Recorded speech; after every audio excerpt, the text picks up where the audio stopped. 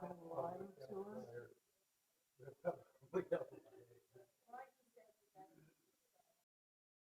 Welcome. Looks like you've got a lot of folks on your panel. We do, it's gonna be a AK on the final prepare. Oh, that's it.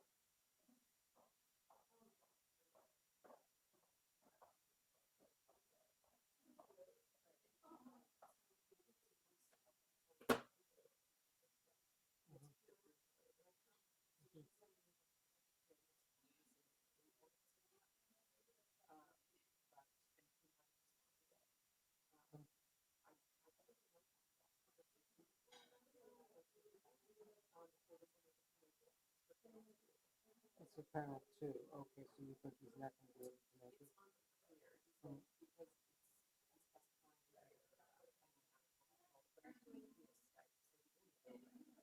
Oh, I see. Okay. Um, so that's on the panel on the uninsured, so it would be Brian Gale and David Hyman.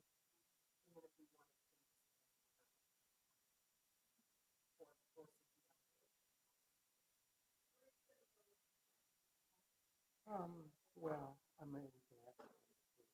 Do you want to ask him? Okay. Okay, thank you.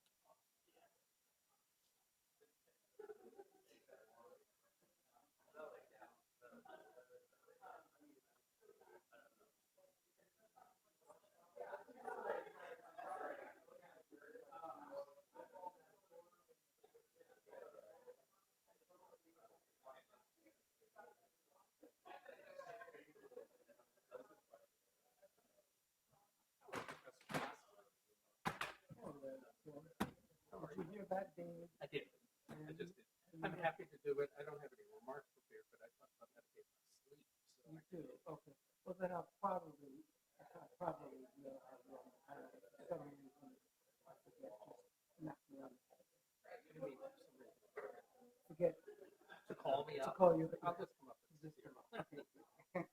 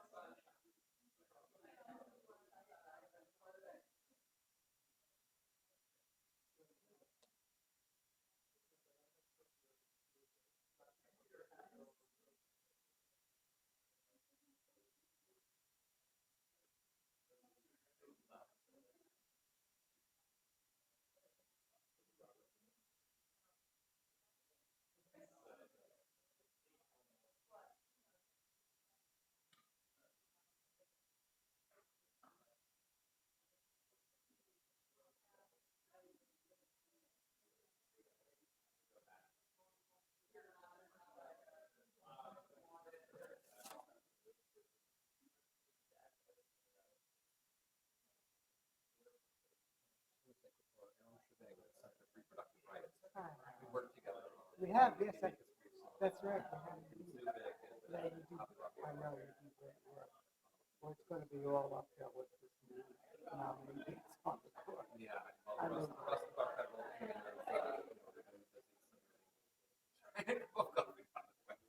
See. Okay. Um, yeah. Yeah, he's going to be competitive. And I think on our issue, I mean, there's some issues that have that handicap. On our issue, No.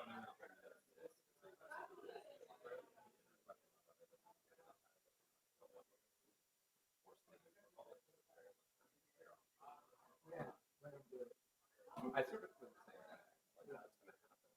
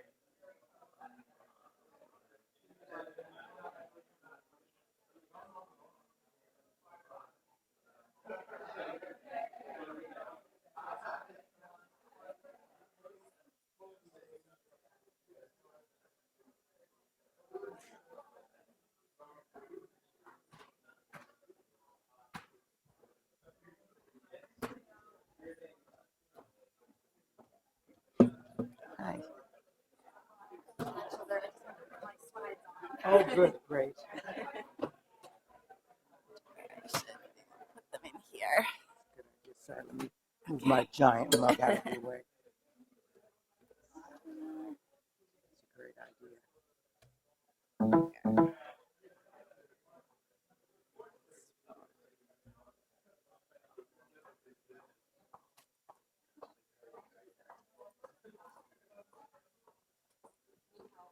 I think I got it. Yeah.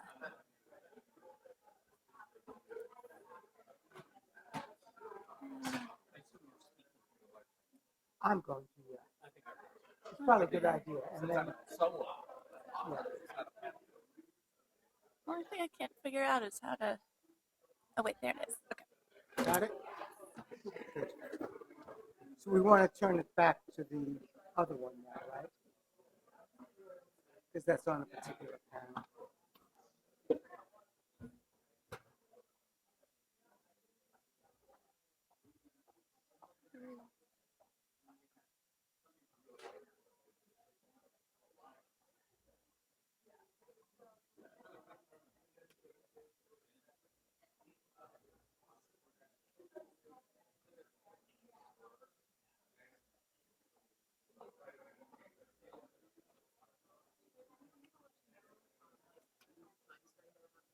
Yeah, it's probably, no, I think it would be a great idea. Oh, I just, Yeah.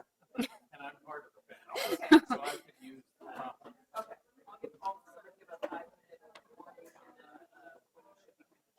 I mean, you'll have to give us a little leeway since we're starting late.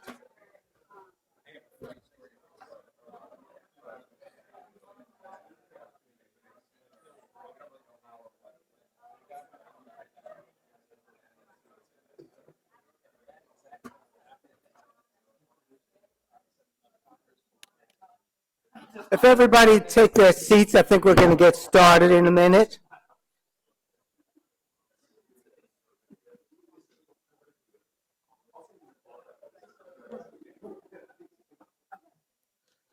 Okay.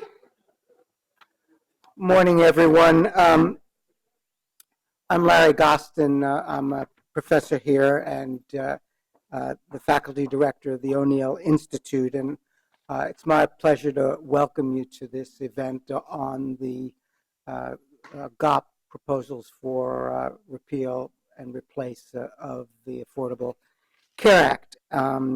Where this is being sponsored by the O'Neill Institute, the Georgetown Tax Law Program, and the Dean's Office. And I wanted to particularly recognize Katie Kotchak, who has really done all the work for this. And so we really appreciate all you've done, Katie. Thank you. This program is going to look at the key elements of the reform proposals, including the effects on the tax system and tax credits, raising the uninsured, and the congressional rules and processes. Just a few bullet points just to set the stage, and then Tim Westmoreland actually will set the stage. But the Congressional Budget Office recently estimated that 14 million more people would be uninsured by 2018, and 24 million more without health insurance by 2026. This could be altered, it maybe in an adverse direction, by the new amendments that went through today, which I think Tim will be able to explain later. Okay, good. In 2020, the Affordable Care Act income-based tax credit, the income-based tax credits are going to be replaced by it's really tax subsidy, is going to be replaced by tax credits adjusted for age and eligibility. And also there's going to be a fundamental restructuring of the financial foundation of the Medicaid program, including imposing a per capita cap on federal funding, which is a switch from the current match system. The Congressional Budget Office thinks that federal funding for Medicaid is going to be reduced by $116 billion over 10 years, on top of the cuts to Medicaid expansion. So it's going to reach about $20 billion annually by 2027 in terms of cuts. So to really set the stage for our three wonderful panels, we've got Tim Westmoreland. Tim is the legal professor from practice here at the law school. He served as counsel to the Subcommittee on Health and the Environment in the House of Representatives, and he was the director of the Medicaid program at the Department of Health and Human Services. So I'll turn it over to you, Tim. Thank you very much. Oh dear. Do you mind if I close this? Will this cause problems if I close the laptop? Okay. I've been given the unenviable task of summarizing where we are with health reform at this point. And since I came to town to work on the Carter health reform bill and then on the Obama and then on the Clinton health reform bill on this one, I may lose track at some point of where we are. But I need to begin with a couple of disclaimers that this introduction, this part of the day, is only going to be a sketch of what is called the American Health Care Act, the Republican Repeal and Replace bill, and not a filled-in portrait of that. This is true that it's a sketch for two reasons. The first one and most basic that I think everybody in this audience would understand is, contrary to what the president has said, it's complicated and we knew that. And consequently, almost every generalization that I make about any of these programs is going to have an exception or two to it. I'm going with the generalizations. And the second thing is that the HCA is a moving target for a sketch. I gave up trying to keep pace at about midnight last night as the summaries of the manager's amendment that are going to be circulated and marketed today were being released. And so I don't know anything that's happened since midnight, and I'm actually a little concerned about what I got at midnight because I worry when the summaries written by the committee have not been sent through spell check, and these were not. So, but to sketch the HCA, I think I have to begin, I apologize for this, I have to begin by sketching the ACA a little bit. Because most of the former, the Republican Repeal and Replace, is obviously related to the latter, the original ACA. But I promise I'll be very brief in sketching the ACA. I just want to be where we all are on the same page. Under the ACA, most Americans in America, most Americans get their health insurance through their jobs. The ACA, by and large, doesn't affect that. It does require some employers to offer health insurance for the first time or to help pay for it if they don't. And it does require some benefits improvements. But most people who get their health insurance through their jobs are unaffected by the ACA. Another large group of Americans get health insurance through the federal program of Medicare. By and large, the ACA doesn't affect the basics of Medicare. It does provide some new benefits, preventive and screening services without cost sharing, and millions of people have used that already. And it does improve coverage of prescription drugs and has saved Medicare beneficiaries estimated billions of dollars already. As a side benefit to some of the revenue provisions that some of my colleagues are going to talk about in more detail, the ACA is estimated to have extended the life expectancy of the solvency of the Medicare Part A trust fund by 11 years to 2028. But it did this by slowing the growth in provider payment rates in Medicare and by creating some new taxes on high-income people and new fees on some manufacturers. In another group, a large group of people get their insurance through Medicaid. The ACA begins to finally complete coverage of low-income people through Medicaid. I find that a lot of people assume that Medicaid was available for all low-income people. It was not before the ACA. You had to be poor and something else. Poor and pregnant, or poor and a child, or poor and over 65, or poor and totally disabled. But if you didn't fit into one of those other categories, you could be very poor and not eligible for the federal Medicaid program. Zero income, zero assets, homeless on the street, you're still not eligible for Medicaid pre-ACA. But the ACA created a new Medicaid category for everyone else who was poor. All low-income people were to be eligible, and the federal government would pay the vast majority of the cost, 100% in the first few years and 90% eventually forever. Obviously, we know in this venue that the Supreme Court changed that and made it an option for the states, but so far 32 states have adopted the Medicaid expansion. both red and blue states, I would add, and 19 states have not. They're all pretty red, the ones that have not. And then finally, for people who did not have health insurance through their jobs and who did not get Medicare and did not get Medicaid, the ACA created the so-called marketplace exchanges. Private insurance companies would voluntarily participate to offer to sell insurance of different levels of coverage, and they compete with each other on the basis of price and what providers they will provide access to, who's in their network. Everyone who's a citizen is eligible to shop and buy on this exchange. And for moderate income people, there are tax subsidies, which we're going to talk about later, to help them afford the monthly premiums. These subsidies are adjusted by how much income the person has and how much the insurance costs where they live. Lower income people get a higher subsidy. Higher insurance cost means a higher subsidy. And insurance cost is in some way predicated on where you live. And so that is built into the subsidies as well. Most notably, these tax subsidies are refundable and payable before you file your taxes, so people get the full benefit of the subsidy and get it when they need it to buy health insurance. And then there are some tax subsidies to help lower income people pay the cost sharing that's always a part of American health insurance, co-payments, co-insurance, deductibles, those kinds of things. Now, there is the requirement, the infamous mandate, that everybody have health insurance or pay what the Supreme Court has now determined to be a tax. This requirement is obviously to get enough people into the pool so that there can be risk sharing and cross subsidies. Whatever cross subsidies, which is, I would hasten to add, the essence of private health insurance. Whatever Speaker Ryan may have been saying in his PowerPoint presentation the other day, all private health insurance is supposed to have healthy people cross-subsidizing sick ones. That is what health insurance means, and that's been the business model of insurance a long time before the ACA. Finally, and most publicly understood and appreciated, the ACA has a lot of insurance reforms in it for private health insurance.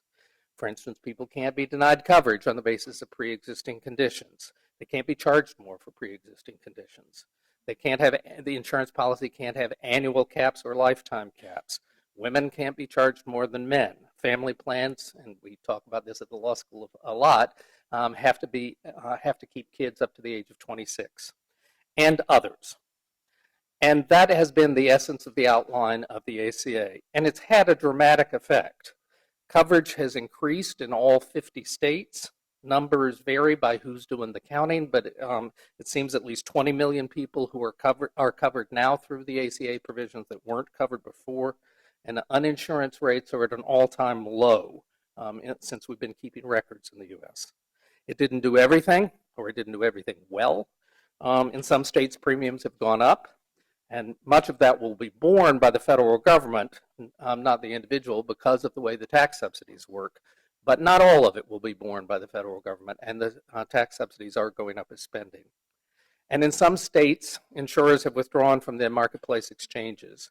Not in the big states with competitive markets, but in some states, it's down to, in some areas, it's down to one insurance company participating. But the ACA, whatever you want to say about it, is not in a death spiral, and it's not collapsing on its own. It can be made to collapse, leading to the great question that's always asked in every murder mystery. Did he fall or was he pushed? But so far, it has not collapsed, and it's not on the path to collapse. And nonpartisan reviewers have said the same thing.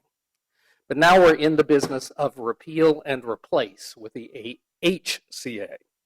So let me go through the basic outline in reverse order, if I may, since some of them are easier to talk about than others.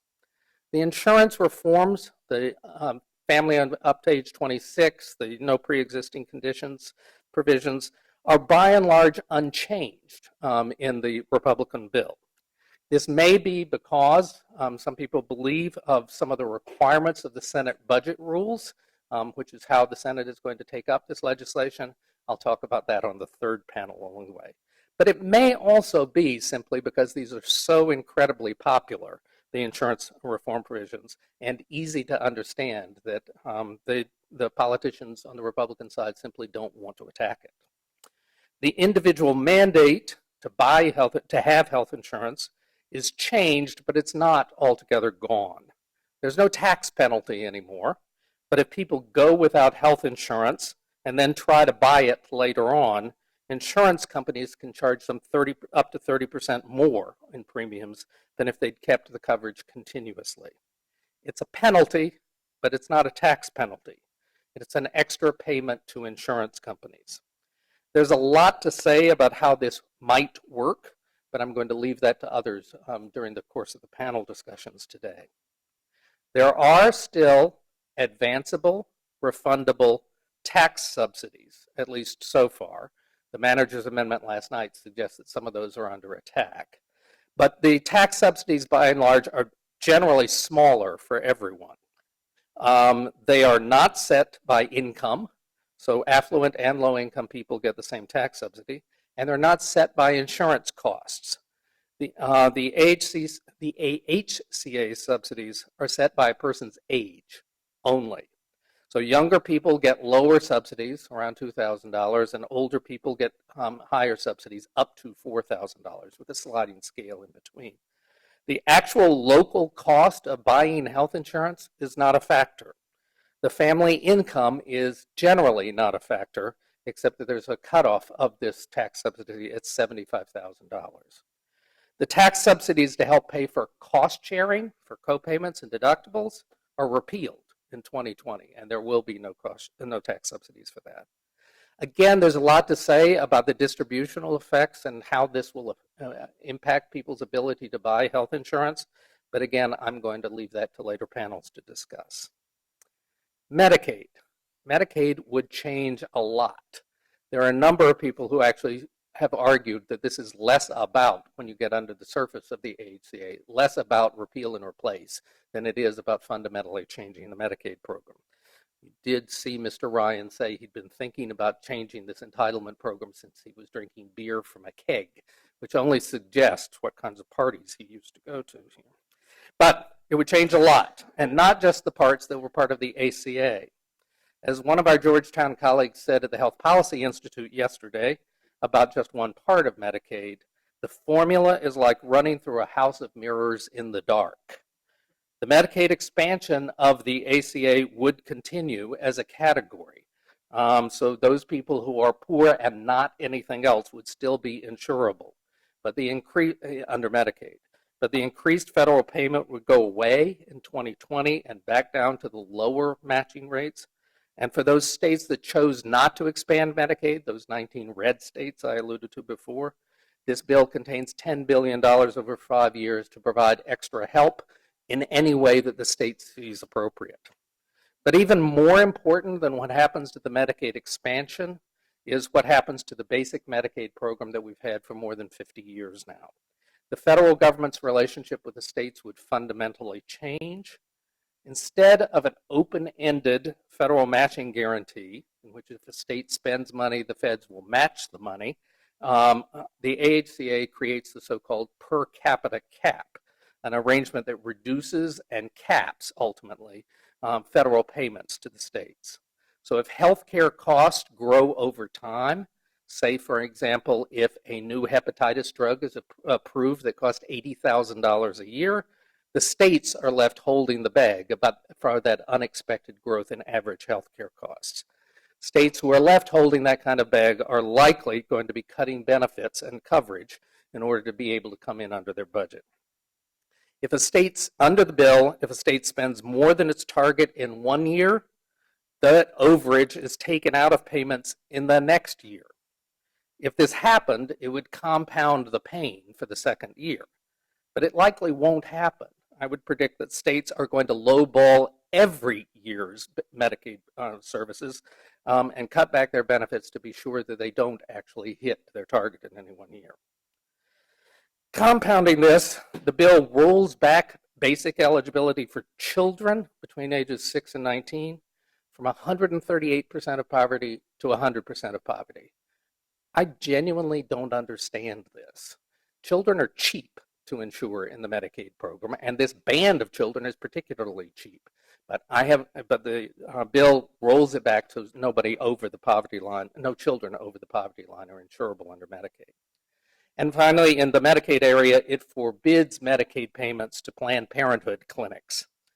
CBO estimates that this saves money in the first year, which is all that it's scored for because it's all that's provided in the bill, because there are women who will find no other providers for healthcare services of family planning, mammograms, pap smears, or the STD screening that Planned Parenthood clinics do. And that's where the savings arises because of the forbidding of Planned Parenthood funding. In Medicare, the benefits provisions are largely unchanged, but the increased tax on high-income people and on providers, they're repealed. And this is estimated, again, to accelerate the insolvency of the Medicare Trust Fund by 3 years back to 2025, now within the 10-year budget window. In employer-based insurance, the penalty for larger employers not providing insurance is repealed, as are the tax credits to help small businesses provide it. And as Larry alluded to, the estimated effects of this are dramatic. CBO and Joint Committee on Taxation have estimated 24 million fewer people will be insured, 14 million, as Larry said, in 2018. They estimate that employer-based coverage, the normal health insurance for private health insurance for America, is going to decline, that the costs in the exchange marketplaces that remain will go up by 20% over the current estimate, over what they saw as the curve of already going up under the current ACA, and that fewer insurers will take part in the exchanges. And that's before the Congress makes further changes. As of the manager's amendment last night, some members of the House are asking for Medicaid to be made even more restrictive than it is in the bill.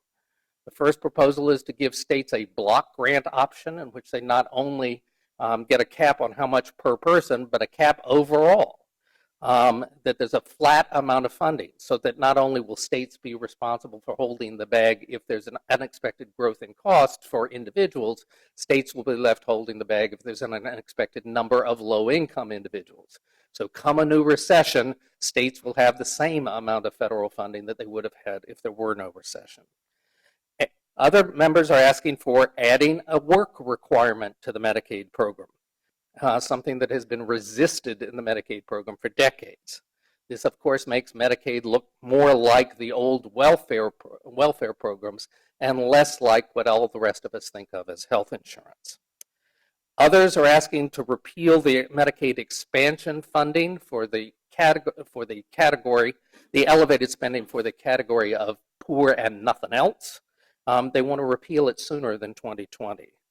And some are asking for repealing the taxes that are added in there to self-finance the ACA this year rather than postponing the repeal of that. Others are asking for adding a new tax credit for medical expenses for older people, adding an additional credit up to, I think, $75 billion as a way of buffering the increased costs that arise from other provisions so that older people will not necessarily experience the full premium hike. That's a glimpse of why a lot of people think healthcare is complicated. That's my sketch in for both the ACA and the AHCA. And now I think it's time to hear in detail of what the real effects are going to be from my colleagues at the law school. Thank you. Thank you, Jim. That was a terrific overview, and remember, that was the simplified version. And wait, don't tell me there is a hepatitis drug that's $80,000 a year. So it's not a hypothetical. Our next panel is going to be on taxes and transfer, and it's going to look at the ACA changes which is changing from a financial support system for individuals to a financial support system for subsidies to tax credits, as Tim talked about, and that they would be refundable in advance. And so the panel is going to look at how is this different from the status quo in the ACA, what harms are likely to result from the change, and are there benefits. And for that, we have a terrific panel. Lillian Faulhaber is going to talk about taxes and transfers under the ACA. She is, as you all know, the associate professor here at the Law Center, and she served as an advisor at the Organization of Economic Cooperation and Development, where she worked on the base erosion and profit shifting project. Next is John Brooks. He'll be talking about tax credits and redistribution under the ACA and the AHCA. He's, as you all know, again, he's a professor here at the Law Center, and he researches on tax law and policy. And then finally, Lillian Batchelder. She's going to talk about deficit, distributional coverage, and the premium effects of the AHCA. And she's professor of law and public policy at NYU Law School.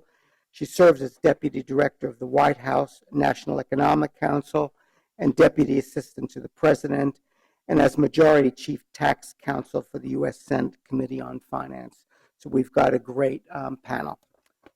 You can all come up.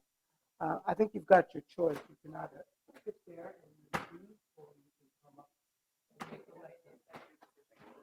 Okay, sounds great. Thank you for the introduction.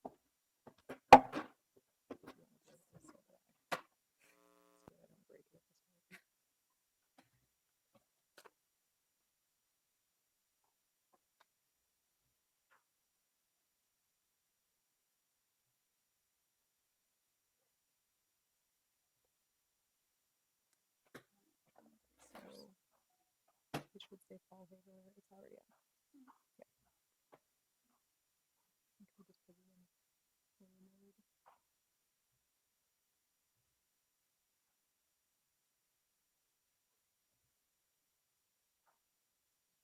And it's just-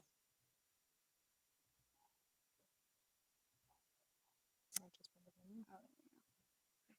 Excellent. Thank you. Great. Well, thank you all for being here. So this panel is focused on the tax and transfer elements of the proposal. And I'm here to set out the existing law from a tax perspective in order to set a baseline for Jake and Lily's comments. And I think that the best way to set that baseline is to go back before 2010 and think about what we had in terms of health insurance policy and what the ACA was responding to.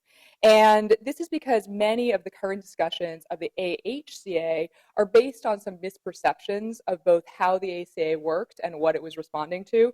And so I think it's important for all of us during these presentations to be on the same page. So during discussions about the ACA, there was the suggestion that the government had not previously been involved in health insurance. And this was clearly not true. And so many of the provisions prior to 2010 that were dealing with provision of healthcare were put within the Internal Revenue Code. And so as Tim said, the most significant way that the US was subsidizing health insurance prior to 2010 was that the code excluded employer-provided health insurance from taxable income. So this meant that employees who received their health insurance from their employers were not subject to tax either at the income tax level or at the FICA, Social Security or Medicare tax level. And this was basically a historical fluke. The reason that we have this system is that during World War II, the National War Labor Board froze wages, and a way that employers got around that was by, instead of paying employees more, they ended up providing health insurance. And so right at the time that France and the United Kingdom and other countries were setting their health insurance systems, the United States had decided that health insurance coverage was going to be tied to your employment status. So prior to the ACA, employees who received health insurance that benefited from the exclusion were generally full-time employees of large corporations.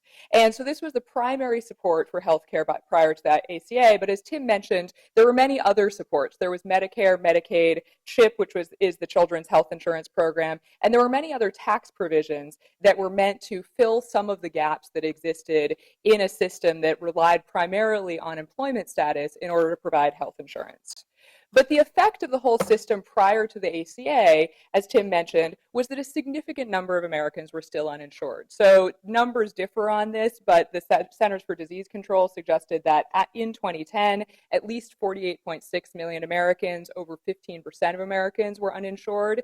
And yet there was still significant revenue that was being foregone in order to provide this type of coverage. And so in 2008, for example, the Joint Committee on Taxation suggested that that the amount of revenue that was foregone in the form of a tax expenditure just for excluding health insurance from income was $246 billion. The total tax expenditure at the federal level for health-related benefits in that same period was about $300 billion. And so this was the situation prior to 2010, where there was the individuals who were primarily benefiting from the system were full-time employees of large companies, the young, the extreme poor, and retirees. And so in 2010, when the Affordable Care Act came into effect, it was in many ways designed to fill the gaps that had been created by this system. And so what were some of the provisions that were put into effect that are now the basis of the changes that repeal and replace is meant to address? Well, first, as you heard, there was the individual mandate. So the individual mandate was managed through the tax system, and it is essentially a tax payment, as the Supreme Court has said. And the reason that that matters for us is that it's a payment to the government rather than to insurers, and the individual mandate is calculated based on income level. Then there was the premium assistance credit. So the premium assistance credit, which has been referred to as a subsidy, right now under the ACA is a refundable tax credit that may be paid out in advance, and it's calculated based on two things. It's calculated based on your income level, and it's calculated based on the cost of insurance. There were additional Medicare taxes. These were intended to pay for many of the provisions of the ACA, and what's important to note about these is that as designed, they apply only to individuals with income over $200,000 or married couples with income over $250,000. As Tim mentioned, there was also the Medicaid expansion, and there were many other tax provisions, including there was a small business tax credit that was meant to make it easier for small employers to provide insurance to get around the limitation under the pre-ACA world, where it was generally only large employers who were providing health insurance. And then there were many other provisions that were essentially designed to ensure that there was enough revenue to pay for the ACA. So there was the so-called Cadillac tax. This was an excise tax on health insurance providers that provided excessively high cost premiums. There were limits on the level of compensation that would be deductible if it was paid to health insurance executives. There was a higher floor on deductible health care costs, which meant that individuals who had extraordinary health care costs could only deduct them over a higher level of their income. There was an increased tax on health savings accounts and medical savings accounts, and there were excise and other taxes. So that is the world in which we live right now before repeal and replace. And so quickly, before I hand it over to Jake and Lily, I want to highlight just the ways that everything I just mentioned is proposed to change under the AHCA. So in terms of the individual mandate, there is still an individual mandate. However, instead of being a payment that is made to the government in the form of a tax, it's a payment to insurance companies. It's also based not on income, but it's based on the cost of the premium. So it's a 30% where the base is the premium itself. There is also, again, a refundable tax credit. This refundable tax credit, again, may be paid out in advance, but instead of being based on income level and the cost of insurance, it's based on income level and age. The additional Medicare taxes that apply over $200,000 are both set to be repealed under repeal and replace, and the Medicaid expansion, as you heard from Tim, has been restricted back down, so there's a lower rate that is applied to states for new enrollees, including older enrollees who lose their continuous coverage and therefore become new enrollees after a few months. In terms of the other tax provisions, which were designed to provide both extra revenue for the ACA and also to fill the gaps. The small business tax credit is repealed. The Cadillac tax is set to be repealed, but because of the bird rule that we will hear more about, it's actually also scheduled to come back as a surprise in 2025. So there's the limit on health insurance executive compensation is also repealed. There's the higher floor on deductible health care costs is returned to the lower level, and the increased tax on HSAs and MSAs is returned to the lower level. So under the proposal, this means that we're essentially in many ways reverting back to the system where we were that existed before the ACA, because by repealing portions of the ACA, you're essentially undoing the goals of the ACA to fill the gaps that existed in 2010. And so this means that many of the provisions that existed prior to the ACA will still be there. We will still rely on employer-provided health insurance. We will still have insurance that is tied to your employment status. But the other provisions that are there are going to change significantly. And so I'll hand it over to Jake and Lily to talk about what that means for redistribution and for the federal budget. So thank you all very much. Yay.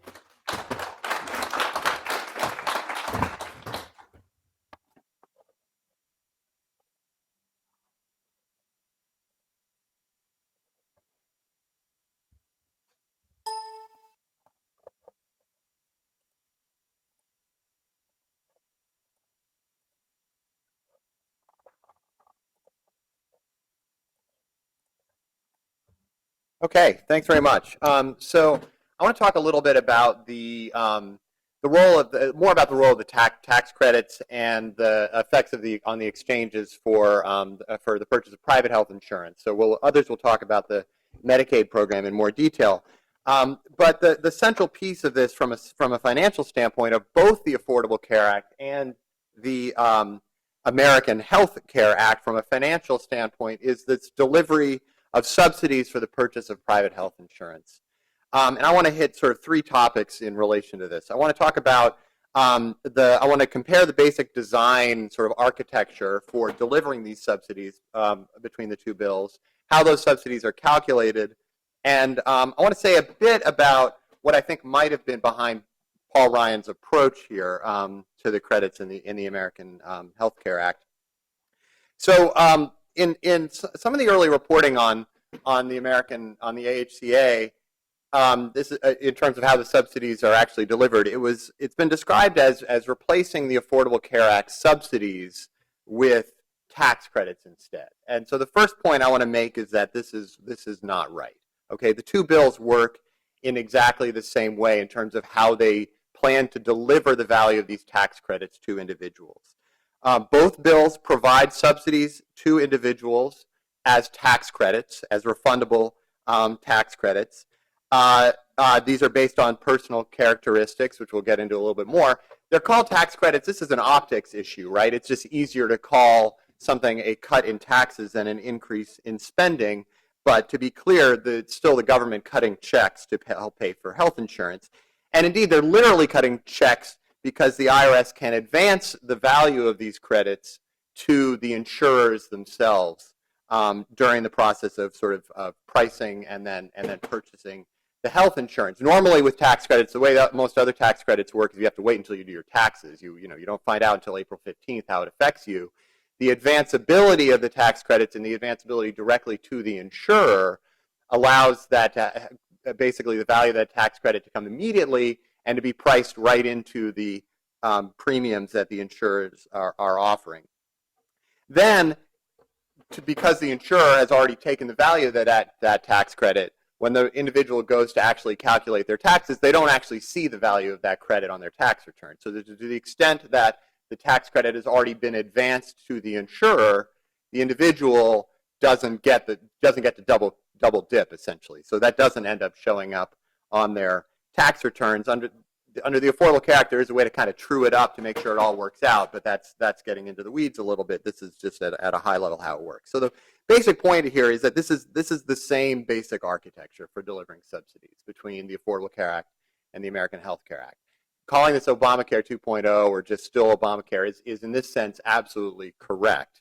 The structure for delivering subsidies is unchanged. Now, there are some important differences, though, to highlight. First of all, technically, the AHCA does repeal the portions of the Affordable Care Act that deal with actually advancing these tax credits, how those tax credits would actually be advanced. But then it instructs the agencies to design a system that mirrors the Affordable Care Act to the greatest extent practicable. So they're literally saying we want to copy the Affordable Care Act here in terms of how to get the credits to the insurers. So that's still one difference. We don't know what that system is yet exactly. Another important change is that under the Affordable Care Act, now to get this advanced credit, an insurer has to offer this plan through an exchange, capital E exchange. That centralizes a lot of the technical aspects of this, especially getting the income information from the IRS. It's all this happens kind of in one place, essentially. Under the AHCA, the insurer does not have to go through an exchange in order for the individual to get the value of the tax credit and to have it be advanced to the insurer.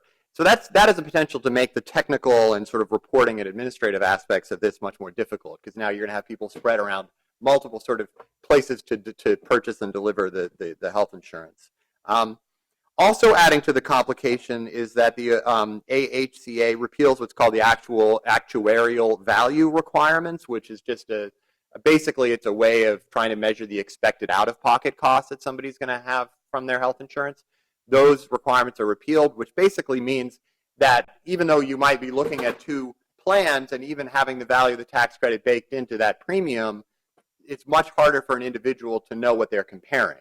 It's not as much an apples-to-apples comparison. One plan might look cheap, but have much more out-of-pocket expenses. So that's going to, again, add to sort of the complication for individuals in this system.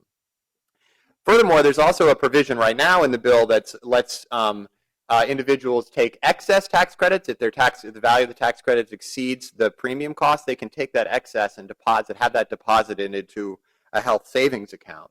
The Affordable Care Act does not do this, right? Nobody gets more than the value of their premium, more than they need to buy health insurance. Under the American Health Care Act, you could potentially get even more than the cost of your insurance, and you can deposit that in the in a health savings account for use later. Maybe the manager's amendment, based on the reporting I read, might repeal this because anti-abortion groups were concerned that the money in those health savings accounts could be a backdoor way to pay for abortion.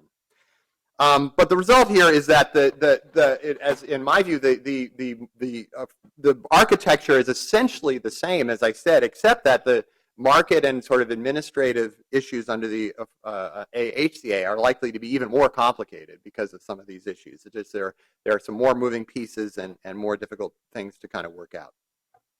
Now, as to the subsidies themselves, how they're actually calculated, I mean, this is pretty well known, so I don't want to dwell. It's already been mentioned. The ACA provides the subsidy necessary to keep a household's out-of-pocket costs to a certain percentage of income, whatever that amount of money needed is. Whereas the AHCA has these age-based credits, essentially flattish credits that are just based on age, though they do phase out with income. Now, the CBO, I don't know how clearly this comes through. This is a table from the CBO's report that's trying to measure the effects of this change. I think this is, well, the point of this, just in the interest of time, is essentially that the two things that are key here, and we'll get into more detail about this in the next presentation, but that the AHCA provides essentially, or the result will be smaller subsidies, which is to say higher out-of-pocket costs for low-income individuals, especially older individuals, compared to the Affordable Care Act. And the AHCA will provide higher subsidies for many high-income and younger individuals compared to the ACA. Just quickly looking at this table here, one of the things you see, just if I can point to the bottom line, we have the cost of the premiums and the premium tax credits under current law and under the AHCA. I'm looking at sort of the bottom two sets of rows there. No credit at all to the relatively high-income person under the Affordable Care Act if they're above 400% of the poverty line. Under the American Health Care Act, still a relatively large subsidy for them. So this is going to be increasing or creating, essentially, subsidies for relatively high-income people that they are not getting now under the Affordable Care Act. And that drives a lot of this sort of the shift in redistribution from older and poorer to younger and richer. The overall level of subsidy is also is down, though. So we have this redistribution, but also an overall decrease in the level of subsidization. The CBO calculates that the average subsidy to purchase health care insurance under the AHCA will be about 50% of what the average subsidy would have been under the ACA by 2026. So we're lowering the overall level of subsidization for insurance purchased in the non-group market, and also shifting it from relatively low-income people to relatively high-income people. I want to say just a bit about, now this is getting into the theory a bit. So the point I want to make here is that the basic idea behind the way the AHCA does its credits sort of flat-ish and not income-based is not crazy. Okay, so this is actually relatively, there's good public finance economic theory that would actually support giving everyone a big cash grant to pay for basic goods. It fits into the discussion that's gone on in recent years around the idea of a universal basic income. So what would be the argument here? Well, you give everybody the amount they need to sort of pay for goods and services and to accomplish whatever the redistributive goals of the government would be. By not phasing it out with income, you avoid the high effective marginal tax rates that come from phasing out benefits. If somebody's worried about losing their Medicaid by increasing their hours at work, that is an effective marginal tax rate. And it's been reported that Paul Ryan actually cares quite a bit about this idea of high effective marginal tax rates because of the phase out of benefits. So the answer would be, well, don't phase out the benefits. Give everybody the benefit. Is that actually giving away money to rich people who don't need that? Well, not necessarily if you can tax away that benefit using the rate structure. So this is kind of this is public finance economics 101, and it's not necessarily a bad way to do it. It's an empirical question on a lot of this stuff. People debate it, but that's the sort of basic theory, and it's not, as I said, not crazy. So what are the problems? Well, first of all, these tax credits are cheap, right? They don't nearly cover what's needed to pay even for the cost of insurance for many people. Although in some cases they're even more generous than they need to be. But the other part of the theory is that, well, if you're going to give everybody this flat benefit, well, you have to sort of maybe make sure you tax away the value of that benefit to higher income people. But the ACA plus future tax reform is likely to actually lower tax rates on high income individuals. So you don't get the kind of other half of the theory, right? You give away the benefit, but you don't tax the benefit away from high income people. And then the third is just the political economy problems that people have always run into when they try to do something like a universal basic income, which is just that it doesn't look good. And so what do we have to do? Well, we have the income phase out now. The credits are now phased out for income. So we're back to having high effective marginal tax rates. We maybe are messing with the credits even more by giving more money to, that's been reported in the manager's amendment, to the 50 to 64 demographic. So things are getting even more messy. So whatever sort of theory might have been driving this is more or less washed out in the end. And so the end result here is essentially a system that, again, still functions architecturally, design-wise, almost exactly the same as Obamacare, but it's more complicated, less generous, and also falls well short of picking up whatever potential theoretical benefits it might have been aiming for. All right, so let me now turn it over to Lily Batchelder.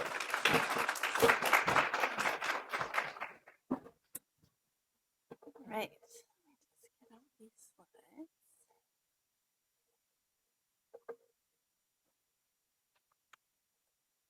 All right. So first, thank you for having me here today. And what I thought I would do now that we hopefully all have some understanding of everything that is within this bill and was within the ACA is talk about some of the estimates of what this would do to the deficit, the distribution, coverage, and premiums. So starting with the deficit, I'm mostly going to rely on CBO estimates of the initial American Health Care Act as introduced. And as folks have mentioned, there was a manager's amendment issued last night. There have not been CBO or JCT estimates of that yet, but I'll try to describe a little bit about how that may change things.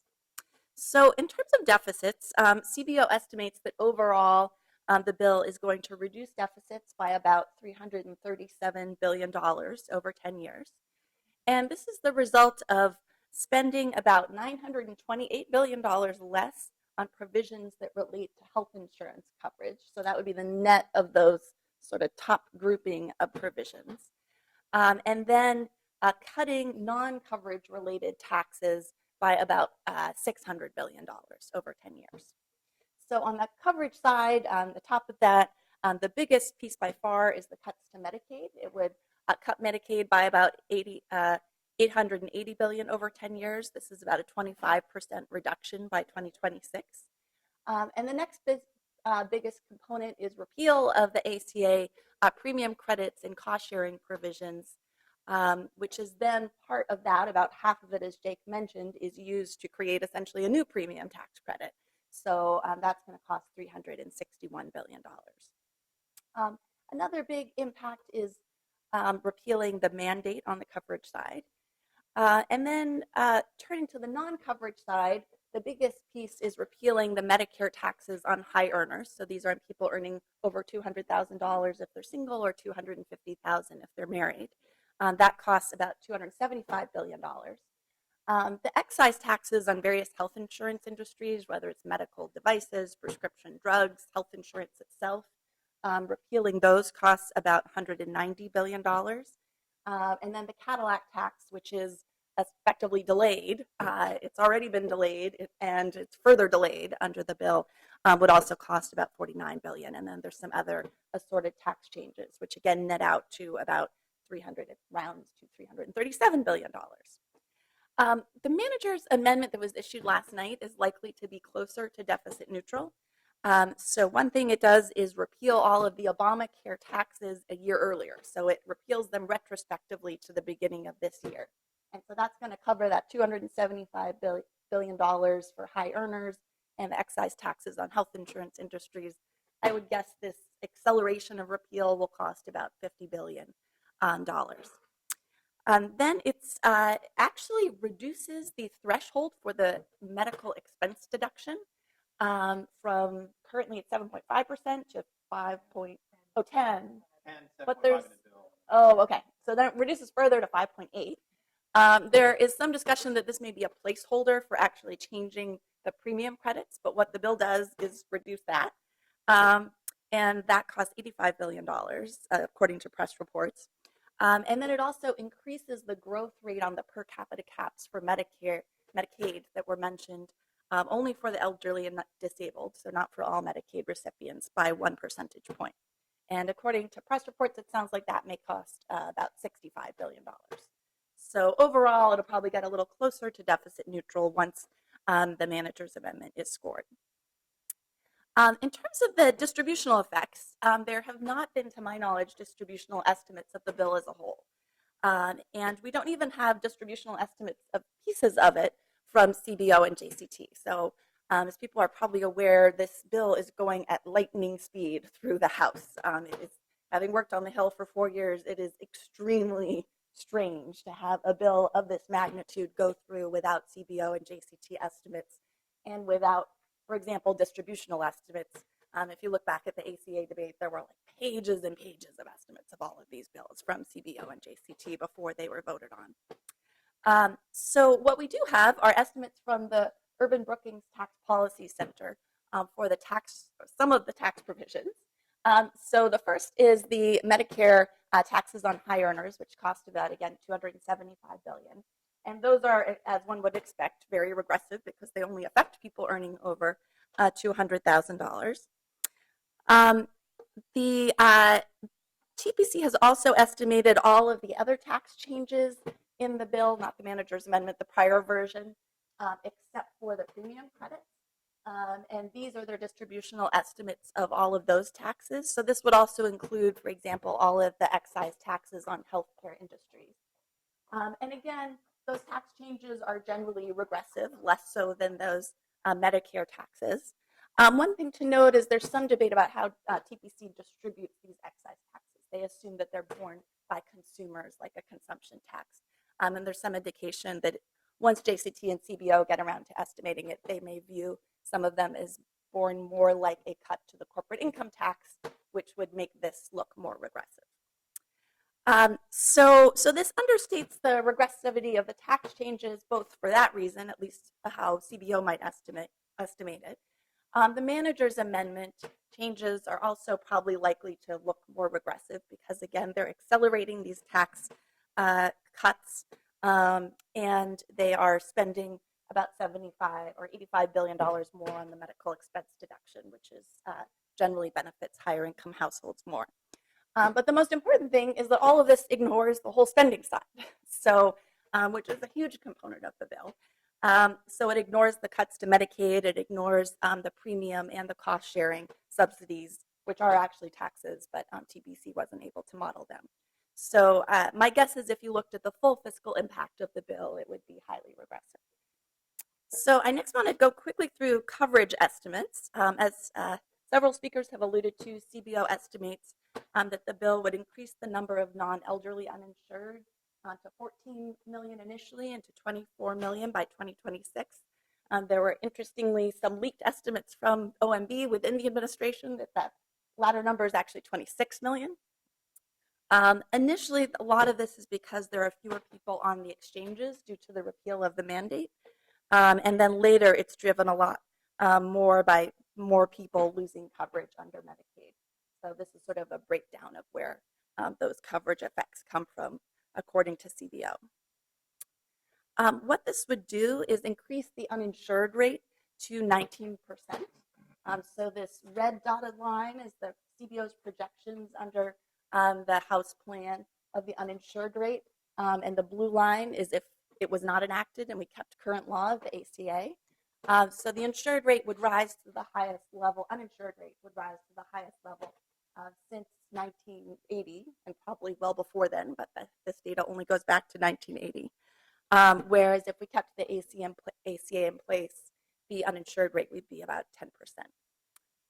10%. It's unclear whether, and one final piece of this, CBO also has some interesting estimates of the uninsurance rate by different income groups and age groups, and all of the different income and age groups that at least they estimate you're going to have a higher level of uninsurance. It's unclear whether under the manager's amendment, these coverage estimates will change and in which direction. I saw speculation on Twitter last night that it would increase the uninsurance rate and that it would decrease the uninsurance rate. It should be lower because of the change in the per capita cap growth rate for the elderly and disabled. It might also, we might also have a lower uninsured rate if some of the money is plowed into the premium tax credits over time, although that's not currently in the manager's amendment. On the other hand, the uninsured rate might be higher because it blocks some new states from adopting the Medicaid expansion. It discontinues matches for Medicaid for certain people. It allows work requirements for Medicaid. And as was mentioned, it allows states to, and creates some incentives, I think, for states to adopt block grants and relaxes some of the standards that are required under Medicaid in terms of who has to be covered. So the other, I guess the semi-last topic I wanted to cover was premium effects. So another concern that people have had is what impact this legislation will have on premiums in the individual market. And there's been a lot of emphasis in the media of a CBO estimate that in the individual market, premiums would decline by 10%. This is a bit misleading. It's been taken as evidence that the bill is improving efficiency and therefore reducing costs. But the first reason that it's a bit misleading is it ignores that the pool would be younger under the bill and that the plans would be less generous. So because there are huge cuts, sometimes over $10,000 to the premium credits that older workers would receive, a lot of them would drop coverage, and therefore they tend to have a higher cost of premiums. And then the bill doesn't require as robust coverage as the ACA does. So there's going to be higher deductibles and copays. So Brookings has done some estimates that when you hold constant the age mix and the plan generosity, the bill would actually increase premiums by 13%. The second issue, as Jake mentioned, is that this ignores the premium credits themselves and the cost-sharing subsidies under current law. And those would be much less generous and much less progressive under the House bill. So one thing to note is that under current law, what the premium credits and cost-sharing subsidies attempt to do is limit health insurance as a share of income. Basically, it's a lower share of income if you're low income. It can be maybe 2 or 3%. And then it's capped at a higher share of income, maybe 9% if you're higher or moderate income. And the House bill basically does the reverse. So because it's this flat credit, it means that lower income people will end up paying a higher share of their income for health insurance, and moderate to high income people will pay a lower share of their income for health insurance. And then the final thing, because we're a panel of tax people that I have to mention is the impact of this potentially on tax reform. So overall, the bill cuts taxes by about $900 billion and reduces spending prior to the manager's amendment by about $1.2 trillion.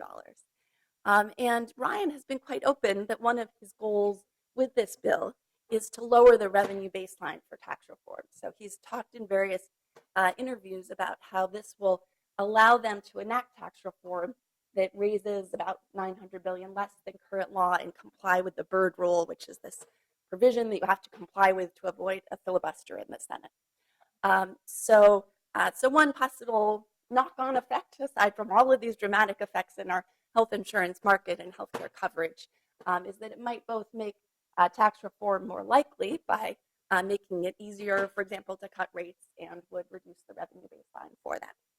So I will stop there.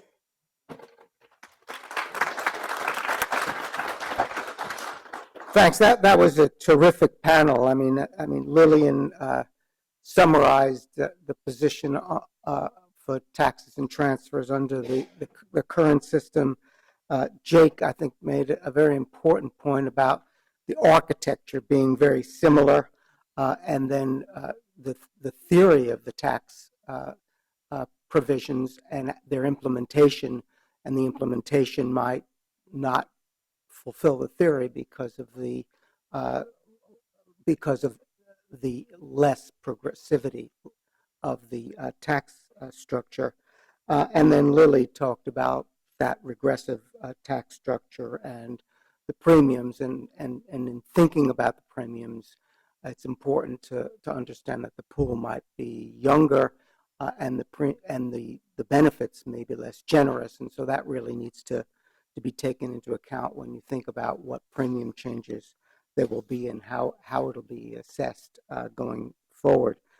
Our next panel is on the uninsured and how the GOP proposals might affect the uninsured.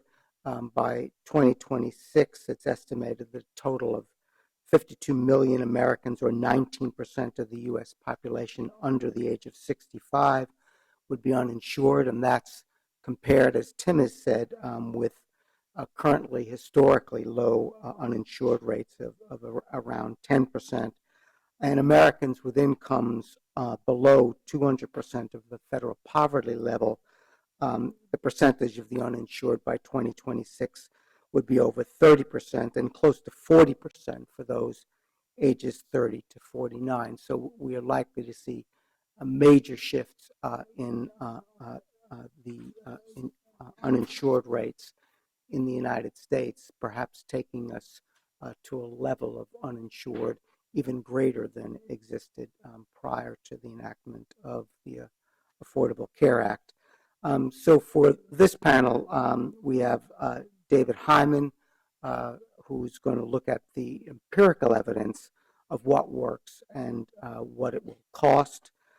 David Super, I think, is not here because he's in the building, but he's giving testimony by Skype on the bill, so he won't be here. And Tim Westmoreland has graciously agreed to join, and as the director of Medicaid, former director of Medicaid, he's got a lot of experience there.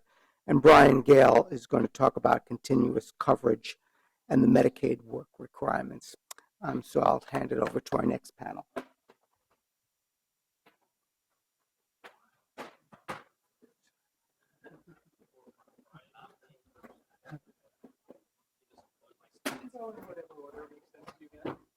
Why don't you go first? Not me. On this, me.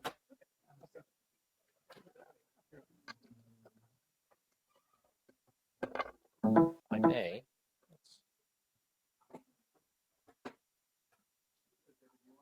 Did it pop up? Why don't you do it? No, I think Brian's going to go first, but I just need to get mine loaded up. So we're going a little bit out of order. Today. Brian's going to go first. Sure. Okay. Yeah.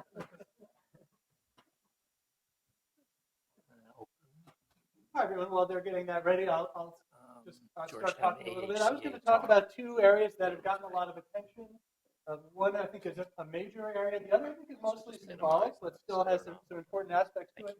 That was the continuous coverage provision that we've talked about already. And the second, the one that I think is largely symbolic, is the Medicaid work requirement. And because we're out of order, those are, I think it's fair to say, not probably the most important consequences of the major changes in Medicaid, but I think they're significant and intellectually interesting. And so let's get started with them. So continuous coverage, again, it's a term for a rule that permits insurers to increase premiums for individuals that failed to previously carry insurance unless they had a good cause for not having that insurance before. And I think if you're going to criticize the system, you would criticize it from a Yogi Berra perspective. And I think what Yogi would say is the continuous coverage provision is bad and there's not enough of it. And what I mean by that is that in theory, it's supposed to work like the current individual tax on failure to carry coverage. The main difference, again, being that the tax is paid to the insurance company instead of the government. Either way, the goal is to discourage adverse selection. That is, it's to impose a cost on individuals of failing to buy coverage until the time that they need it. Right? And those of you who've studied health insurance at all probably know that in systems in which there's extensive adverse selection, you could potentially have a death spiral where only people who are in need of the most expensive coverage actually buy it. Another way to think about this is that these are both systems for encouraging transfers from relatively younger healthy people to relatively older, less healthy people. You could say it's in effect a tax system administered through the insurance system, a way of paying for health insurance for people for whom it would be too expensive. So if you think that that's an important goal, you're concerned about whether continuous coverage works, and I think it doesn't.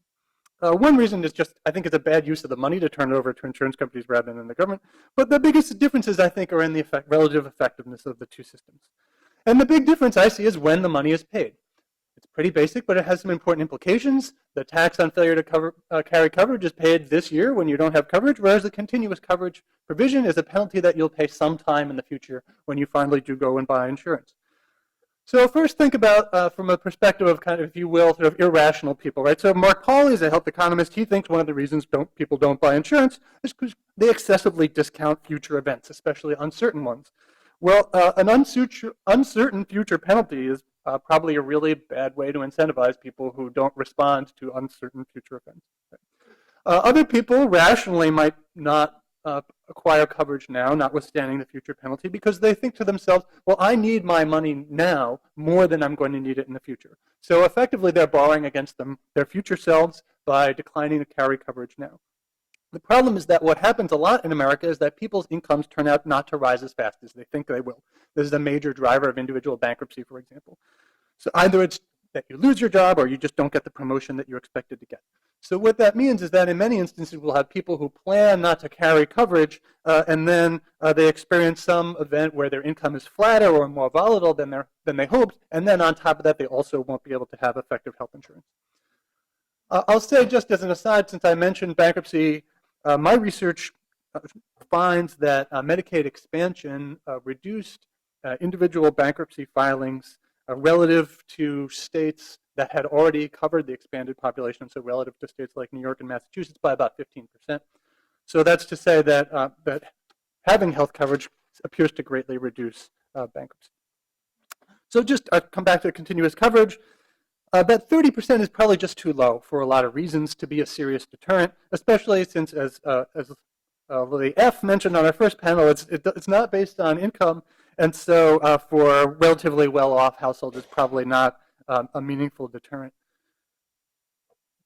There's also a question, I think, about what kind of coverage could satisfy the continuous coverage requirement, which right now is not well defined in the bill as I understand it. So, for example, it might be possible to avoid the threat of that penalty by buying a relatively low-value plan, which means that the cross-subsidy from people who actually do buy insurance to the people who are using the insurance will be pretty small. Okay. So again, essentially undermining that the hidden tax system that we have of cross-subsidies. Let me now talk about work requirements, and let me just briefly say why I think they're largely symbolic. So again, there was an amendment last night which gives a statutory authority to states to require able-bodied individuals to work or to seek work in order to be Medicaid eligible, and it gives states a small financial incentive if they opt into that system. As best anyone can tell, this is basically making an ideological point, but probably not a practical one. One of the main reasons, I guess, that you might argue that you would want such a requirement is if you think Medicaid discourages work. And I've said before, no one ever laughs at this joke, but I'll tell it again anyway.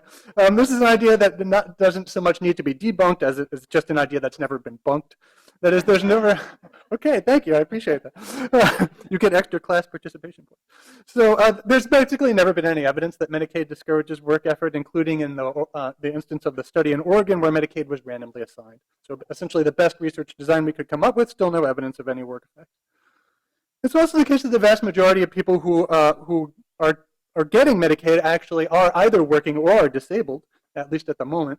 So that there probably wouldn't be that many people actually affected by a work requirement, except there are some especially needy people who probably would be somewhat vulnerable. So for example, individuals who have disabilities but don't qualify as disabled under the Social Security Act. They're technically capable of work, but it's hard for them to hold jobs. For example, individuals on the autism spectrum tend to fall into this category, and for them, Medicaid reportedly has been quite valuable. Nonetheless, the system of verifying whether people actually are working or trying to work is costly, and it's burdensome, and it's complicated to comply with. So you're expending costs, you're not really accomplishing very much, and you probably are driving some people out of the system because of the compliance burden.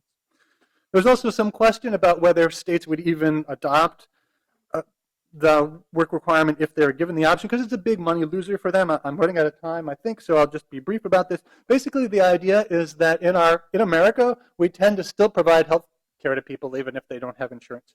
And that means when you throw people off of Medicaid, for example, because they failed to work, those costs still fall somewhere within the system. And my suggestion is that a lot of those costs are ultimately just going to be borne by states. Right now, under the Medicaid system we have at the moment, the federal government is paying something like the 90% of the cost of many individuals on Medicaid, and I think if people were thrown off Medicaid, the state would bear much more than 10% of those costs. States pay about 45% of the so-called disproportionate share payments that go to hospitals for providing coverage to the uninsured. States are also employers, so to the extent that these costs are shifted to employers, states employ a lot of people, and they also provide insurance to a lot of retirees. And states, for complicated tax wonk reasons, would lose a substantial amount of tax revenue, maybe half as much. There'd be about a 5% hit just on the tax side relative to the 10% savings. So I'll just end on this, that as symbolic as the work requirements are, I think they've drawn attention from some other, probably more impactful, but lower on the radar screen. I'm not sure if radar screens have hierarchy, but you get the idea. But other changes that aren't as noticeable, but that might be done through regulation. For example, Seema Varma, who's the new CMS administrator, was a pioneer in Indiana of requiring every Medicaid participant to make some premium payment.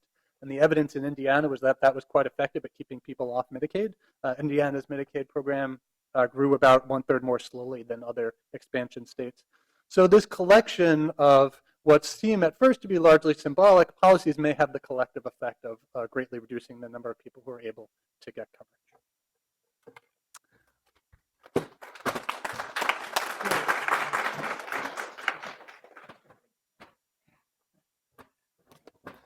So let me see if I can get my slides. So let me start while I'm waiting for my slides, that I'm just noting the sort of extraordinary collection of talent that the O'Neill Institute has assembled to speak to you. Most law schools would be hard-pressed to get one or maybe two people I'm stalling while this is taking forever to load. Or freezing up, even worse. Hard-pressed to get one or two people to talk about a moving target like this in a particularly specialized area. We've got 9. I'm not quite sure how to score Tim because he's appearing 3 separate times. And I want to note that got a much bigger laugh than the bunked observation. So I'm probably going to need some help because this is not. Did you open it already, or? Okay, so why don't you do that? Oh, it'll be right there. Yeah. Go ahead. Okay, so the question is whether a law professor can give a talk without slides. The answer is yes, that would but be a not cultural if you want to. No, that's not the right one. It's Georgetown HCA. Excellent. So leaving aside that issue, I'm going to talk about three things: health insurance, healthcare, and health, and make some observations about them. So the first observation is that people care about health insurance, not because they necessarily have any great emotional attachment to health insurance, but because they think it has some nexus to health care, and through that, through health. And so that's why you get signs like this at protests about the ACA, that people dying don't take away our ACA. The short version of the first point, though, is that health insurance is not the same thing as access to health care. You can have health insurance and not have particularly good access to health care, let alone access to good health care. And similarly, just because you have health insurance obviously doesn't mean you're healthy. There's all sorts of factors that affect whether you're healthy or not. The presence or absence of health insurance is not irrelevant, but it's not dispositive on that issue. And that's true not just of health insurance, but of health care as well.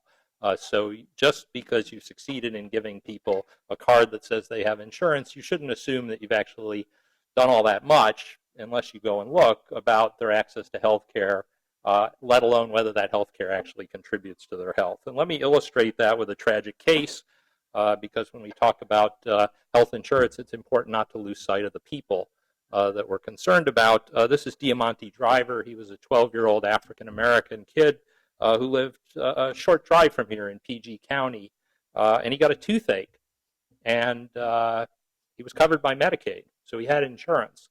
But dentists in Maryland pretty much wouldn't take Medicaid. I'll show you the statistics in a moment. So he went to the ER with a headache. They couldn't do very much for him because ERs don't really deal with dentistry. So his toothache turned into an abscess. His abscess turned into an infection that affected his brain, which turned into 2 operations, 6 weeks in the hospital, and he died of a toothache. Covered by Medicaid. Okay, so he had insurance, but he didn't really have any meaningful access to our healthcare system, at least for the specific problem that he had. So again, just because you have health insurance, don't assume you've solved the underlying problem of access to care. And that's true not just of Medicaid, although I picked an example from that, partly because most of the coverage expansion under the ACA was run through the Medicaid program. But it can also obviously affect private insurance as well. And it affects the uninsured particularly as well. So these are some statistics from a contemporaneous report that showed the percentage of kids that received dental care that were enrolled in Medicaid. So they all had insurance, and we're talking, 24 to 30% of kids had seen a dentist in the past year. That's a pretty unimpressive statistic. Obviously, not all cavities, thankfully, not all cavities result in abscesses, let alone result in the sort of catastrophic outcome. But we've got a program. We shouldn't assume that we've actually solved the underlying problem. So at the time, only about 16% of Maryland dentists accepted Medicaid. Why so few? Well, the payment's not very high. It often takes a while to get paid, and there's significant hassle factor in dealing with the program. And some dentists are not enthusiastic about serving this particular patient population. So you add all those things together, you can have coverage, but you don't necessarily have access. So that, I think, is the first important point. The second issue is, once, let me go back, leaving aside the type of insurance, the next question is, what's the effect of insurance on access to either healthcare services or to health? Not surprisingly, these issues have been studied extensively. The good news is that people that have insurance have higher utilization of the healthcare system. And when you expand coverage to populations that didn't previously have it, you see higher utilization of the healthcare system. But again, the reason why people are really concerned about this is because they think there's some nexus to health, and that protester holding the sign about death clearly thought there was some nexus to health. So what does the research say on that? Well, most of the studies in this space are observational. You compare a population that has insurance to a population that doesn't have insurance. The difficulty, of course, is you worry about selection effects. Maybe the people that have insurance get better results not because of the insurance, but because they're healthier to begin with, or they're wealthier to begin with. So you need to control for all sorts of demographic factors in dealing with observational studies like this. The other complication is, well, what kind of insurance are we testing? Is it Medicaid? Is it open-ended fee-for-service? Is it a closed panel HMO? Your mileage may vary depending on what you've done. So there have been a bunch of the observational studies, and with regard to, I've already told you about the impact on access to health services. With regard to the impact on health, there's actually some variation from a big effect on mortality in some of the observational studies to no effect on mortality in some of the observational studies to, in a couple of studies, a negative effect on mortality from having Medicaid. Okay, now I think most people that look at that literature say we think that's because, not because we think Medicaid is killing people, we think that's because we failed to control for all of the necessary covariates and we're not really comparing apples to apples. But the sense you get from looking at the literature is, first of all, it's hard to zero in on a particular number and have confidence because you're doing observational studies. Second is there's a certain element of people projecting into the results what they believed before they read the study, right? So liberals come to this with one set of views, conservatives come to it with a different set of views. Each of them looks at the study and comes back with conclusions they find congenial. The gold standard here is obviously randomized study, and we have a study out of Oregon that has already been mentioned by Brian, and it's sort of a very well done, admittedly small and time-limited study. And what it suggests, not surprisingly, is when you give people Medicaid, they actually utilize more healthcare services, and there's at best weak evidence of a health effect and stronger evidence on protecting people from financial distress, and interestingly, some evidence that their psychological health is better. Rates of depression are lower, even though utilization of pharmaceuticals for depression is not higher. So one of the people who's active in this space, John Gruber, a health economist at MIT, summed it up by saying, I would view this study as somewhat weakening the argument for universal coverage based on health improvement and greatly strengthening the argument based on financial security and mental well-being. So again, different people can look at that and say, well, I think it's worth expanding it, or gee, I'm not so enthusiastic about spending the money when it's not life or death. Okay, so the last point I want to make is Fiorello LaGuardia, who was the mayor of New York City during the 30s and 40s, famously said, quote, there is no Republican or Democratic way to pick up the garbage. Okay, now whether you believe that or not about picking up the garbage, I submit that it's definitely not true when it comes to health care, health insurance, or for that matter, health. There are profound differences that divide this country on how should we organize the structure of the health insurance market, how large subsidies ought to be offered, how should they be designed, et cetera, et cetera. And rather than take my word for it, I've got a study. So this is actually a very elegant study published in Health Affairs, which is one of the best-known health policy journals. And they went to people and they asked them essentially three questions. Tell me your position on the ideological spectrum. Are you a Republican or a Democrat or an independent? Tell me whether you think it's, starting at the left, not at all difficult, or at the right, impossible for people without insurance to get care. So array yourself along that spectrum. Tell me how hard you think it is. And then on the vertical axis, tell me whether you would support some program of significant national health reform, which was somewhat undefined, but would basically involve throwing a fair amount of money at the healthcare system to try and ensure that people had access to care.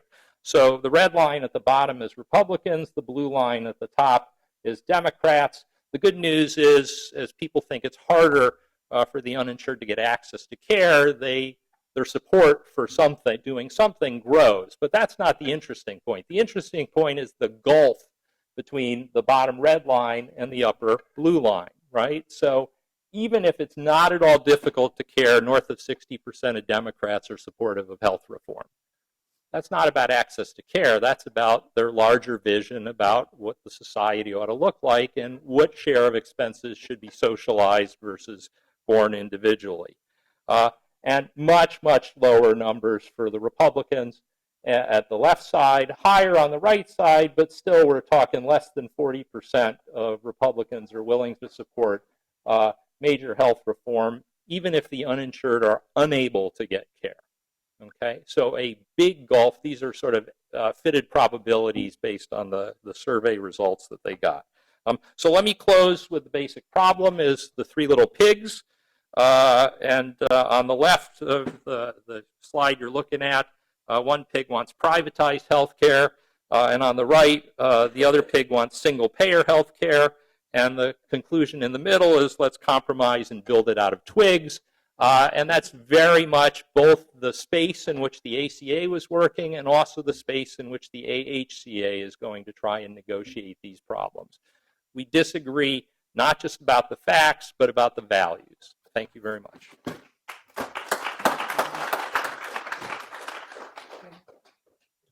Yeah, you're an all-rounder. Okay.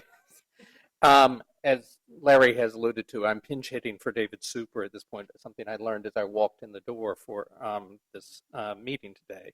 And I want to begin by at least paraphrasing Lloyd Benson of saying, I know David Super. David Super is a friend of mine, but I'm no David Super. So I apologize for not being able to rise to the level that David would undoubtedly have delivered here.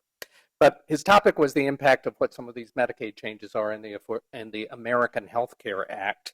And I do have some views and familiarity with some of this, having worked on Medicaid for some time. The first and most obvious thing that I would point out is that the American Health Care Act, through some very complicated formula changes, is transferring the serious risk of changes in healthcare costs from the federal government to states, which I understand from people who do revenue raising. States have a harder time raising revenue than the federal government does, although that may no longer be the case. I'm not so sure. But states will be bearing the risk of increased cost of health care.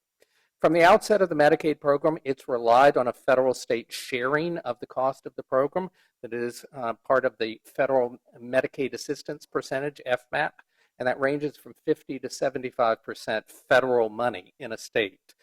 Calibrated on the basis of the relative affluence of those states, so that low-income states get 75% federal money to run these programs. It is an open-ended match, so if there are higher costs of care, or if there are more people enrolled, then the federal and state governments always share, and the federal government is always there to match it. Under the AHCA, that is transferred, at least so far at least, into a per capita cap, in which there's a complicated formula, but in essence, caps the amount that is spent per capita for Medicaid beneficiaries on a level set in 2016 and trended forward by inflation.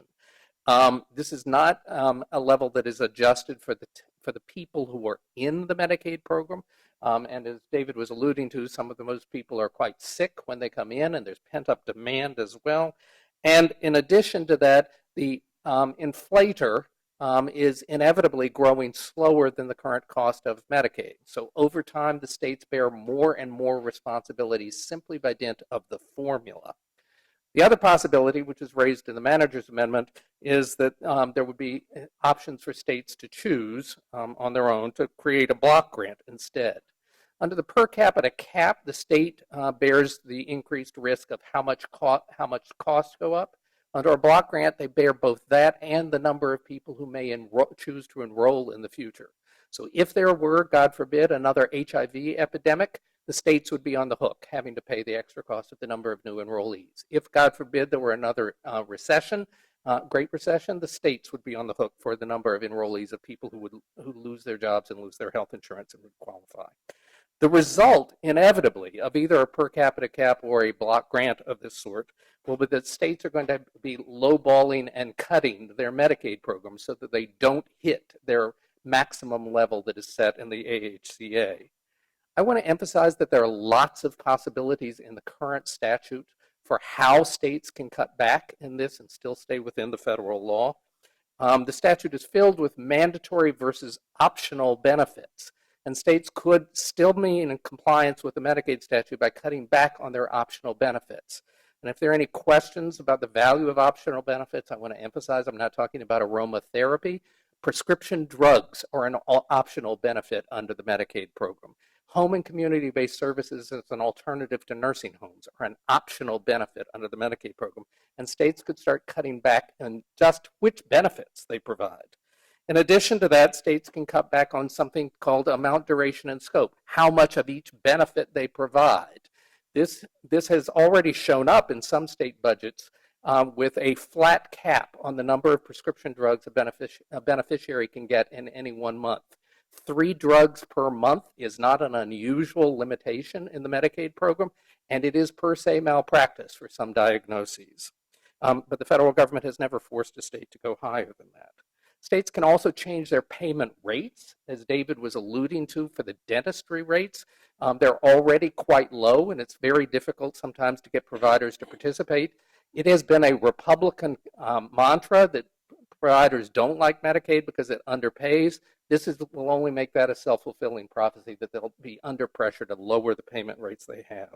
And then finally, states, mostly for people who are not the elderly and disabled, but the general Medicaid population, pregnant women and kids and families, and now the new population, cover those people through managed care contracts. Very few of them are served by fee-for-service anymore, and those managed care contracts are black boxes of how to reduce payment without anybody having to take responsibility for having reduced that. This is going to, and of course, I want to add that there's one other risk here that is one unique to a law school setting, which is there's a decreased ability to challenge state actions under the Medicaid program. The Supreme Court, because of its jurisprudence on implied private rights of action that start in other areas but have hemorrhaged into the Medicaid program, has cut back and back on the ability of either providers or beneficiaries to challenge state actions as being illegal under federal law. And my guess is that this administration is not going to embark on an enforcement campaign to make sure that they live up to the minimums. Finally, I know that David would want to emphasize that though this is the harshest on the people who are actual beneficiaries and the low-income people, that the Medicaid cutbacks that are inevitable in this, I think, will reverberate out into the middle class. I know this because it was part of the title of his presentation. I think it's most notable of how it reverberates into the middle class for people who have family members and loved ones who are elderly or who have a severe chronic illness or disability. We have no functional long-term care insurance market in this country. Liberals and conservatives alike have failed in our ability to try to come up with long-term care private systems. And consequently, Medicaid has become the default setting for how eventually all seriously disabled people end up having to impoverish themselves down to the Medicaid levels in order to get assistance with home and community-based services, long-term supports and services, and eventually nursing home care for some people. If Medicaid cuts back and back on that, that's going to reverberate out to this population, and that population has children and grandchildren who are hoping not to bear the full responsibility for long-term care for their elderly and disabled relatives. I would close by saying it's also going to reverberate in less obvious ways through the overt and implicit subsidies that Medicaid provides to some services that we consider essential as middle-class people. Emergency rooms, public hospitals, burn units, intensive care neonatal units. Those kinds of things are not self-paying. They don't make profits, but they are essential parts of how our healthcare system now works, and they have to be cross-subsidized from someplace. And if more and more people end up either uninsured because of the cutbacks in eligibility or underinsured because of the cutbacks in payment rates, we're going to have a very difficult time in seeing how those programs continue. Oh, thank you. Thanks, David, Tim, and Brian. I'm just going to move very quickly to the next panel. So Greg Block's going to talk about the ACHA at the bedside, reimagining American medicine. John Monahan's going to look at reflections on political dynamics of the Medicaid block grant program. And Tim is back again, our all-rounder on Medicaid reconciliation and the bird rule. Okay, let's do a quick transition because we are running out of time, with my apologies.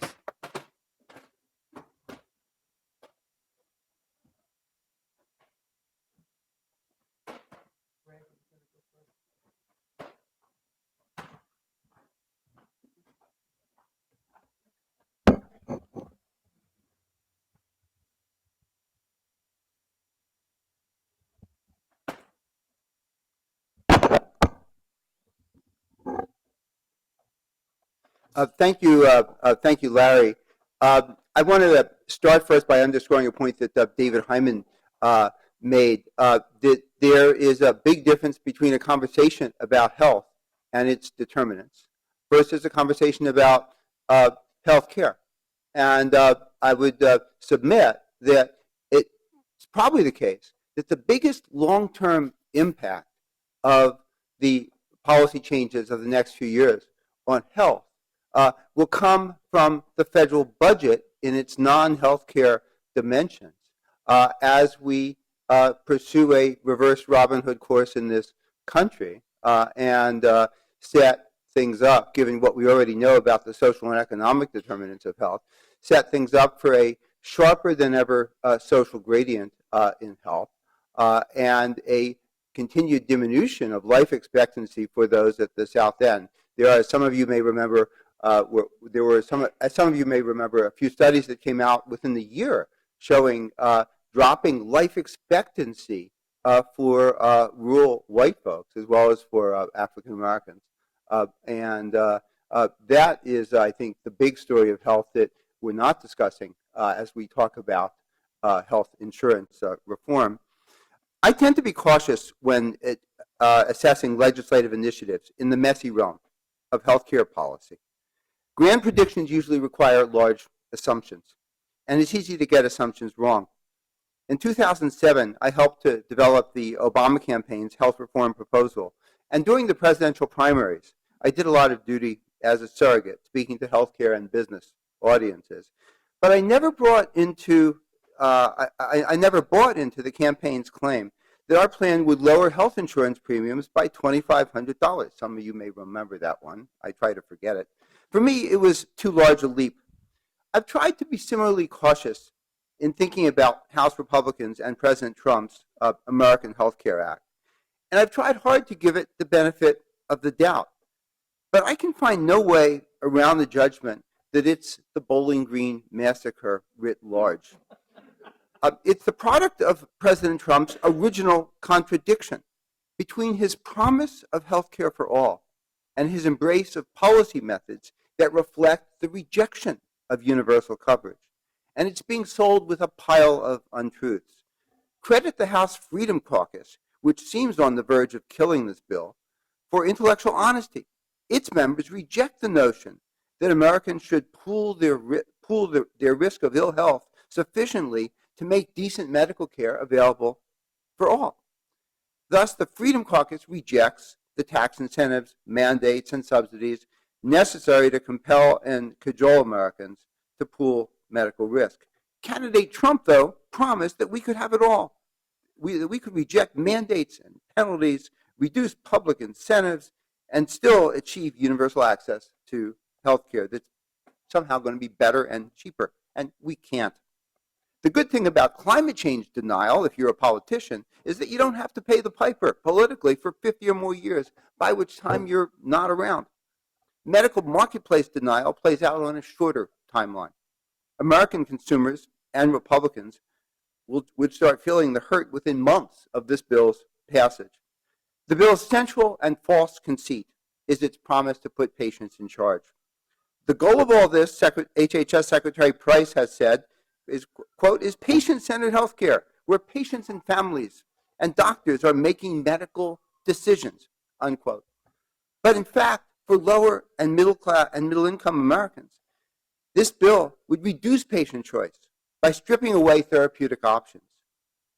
In combination with phases 2 and 3 promised by the Trump administration, that is the rewriting of regulations and then legislation that can't pass through budget reconciliation, it would radically remake American medicine into a caste system. Patient-centered care would become a luxury for the well-off. For starters, by slashing subsidies for low-income Americans dependent on the individual market coverage offerings, the House bill forces a choice between cheaper insurance and going bare. For some, this choice will be easy and bitter. Picking between paying the rent and buying medical insurance is a no-brainer. If you can't pay a doctor, don't count on being in charge. But what about cheaper coverage? Might that open new paths towards patient-centered care once essential benefits are defined downward by regulation or perhaps legislation? And won't competing insurers have powerful incentives to keep their prices down? Well, they will, but consider how private insurers control their costs and thus their prices. They have basically 4 options. First, they can try to avoid sick customers the old-fashioned way. Rules against pre-existing condition exclusions and outright refusal to sell to sick people limit this approach. But health plans can market selectively to lower-risk audiences, and they can fashion benefits packages to appeal selectively to the healthy. This zero-sum competition does nothing to put patients in charge. It merely sorts the sick into losing higher-cost plans, or worse, into the ranks of the uninsured. The Republicans' bill does less than did the ACA to keep this death spiral of risk selection and adverse selection from taking down medical markets. Second, insurers can restrict doctors' and patients' therapeutic choices, the opposite of putting them in charge. Managed health plans did so with a vengeance in the 1990s, refusing to authorize pricey tests and treatments and referrals. Consumer ire over this perceived intrusiveness forced the industry to back off. A new round of such intrusion, at odds with the promise of more patient-centered care, would likely draw harsher backlash. Third, health plans can coax doctors to stint on care through schemes of bonuses and penalties. You can't choose tests and treatments that your doctor doesn't tell you about or declines to provide. The managed health plans of the 1990s tried this with some success until public revelations of such arrangements sparked consumer outrage. Should such pressure on doctors to break faith with patients become a Trump care cornerstone, expect journalists and plaintiffs' lawyers and other entrepreneurs of revelation, including we academics, to spotlight the disconnect between patient-centered promise and covert withholding of clinical options. Fourth, insurers can hike co-payments and deductibles, giving the lie to Trump's promise to slash out-of-pocket costs. It's both widely expected that insurers are going to do this, and it's a sure thing that these higher costs will reduce millions of Americans' therapeutic options. For people dependent on Medicaid, prospects for patient-centered care are worse. Not only would the bill's rollback of Medicaid expansion render millions uninsured, as other speakers have laid out, its cruelly selective spending cap would mean a growing chasm over time between the therapeutic options available to Medicaid's remaining beneficiaries and to other insured Americans. That's because the cap, in the form of a dollars per patient limit on federal support, I should note that that a block grant option may be added to the bill on Thursday, rises annually based on the medical consumer price index, a metric that increases more slowly than does actual clinical spending, since medical consumer price index, or CPI, neglects the cost of diagnostic and therapeutic advance. Over several years, the percentage point difference can grow to double digits or more, creating a widening healthcare freedom gap and a quality gap. This gap would transform Medicaid from a means for getting mainstream care into a low station in a clinical caste system. There are going to be a lot more Diamante drivers. Team Trump's claim to put patients first is false cover for a plan to strip access to care without fear of financial catastrophe from tens of millions of us. And it's false cover for a larger bid to transform medical care from an endeavor that aspires toward egalitarianism in clinical quality and results into a product that, like cars or computers, is available on the market at multiple tiers of performance. This transformation is what an assortment of libertarians and free market conservatives have had in mind for American medicine for generations. They haven't been able to fully sell it politically. A central question for us right now is whether in the coming weeks they'll make a historic stride towards smuggling it in disguise. Thanks a lot. Thank you, George. John? Yeah, I think you should go.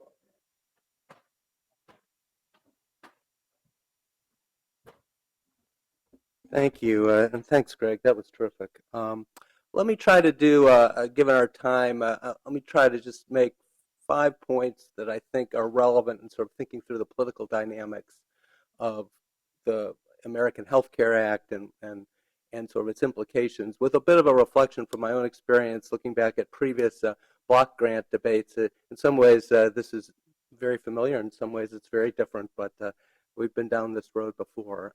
So let me just say a couple things. First, I think in terms of the opponents of the American Health Care Act, I think essentially have to make the case that the per capita caps in one level, and certainly a block grant option, which seems to be in the bill that's likely to be on the floor on Thursday, is bad, and bad in the context of very specific audiences. The Medicare beneficiaries, their caregivers, the people that take care of them, doctors, nurses, other providers, the clinics, nursing homes, hospitals that serve them, the communities and the people that work in those institutions, the state governments that are going to end up bearing the cost shift, and the other players that are going to be competing in state governments in the years to come for that limited amount of money that they're now going to, because of the cost shift, they're going to be competing with healthcare providers for even more money in state capitals than they are right now. So that's K through 12 education, that's higher ed, that's roads, and all the other people that go to their state capitals every year and try to get resources. The argument's pretty clear about the downside, it seems to me. You know, in terms of coverage, 14 million people and all the human stories that are affected. $880 billion over 10 years, that's real money. That's real federal money that will be gone. I don't see how that comes back in terms of the cuts. Responsiveness, Tim and others have referenced this, that any of these models make it less likely that states can be responsive to emergencies, to new products that come on the market.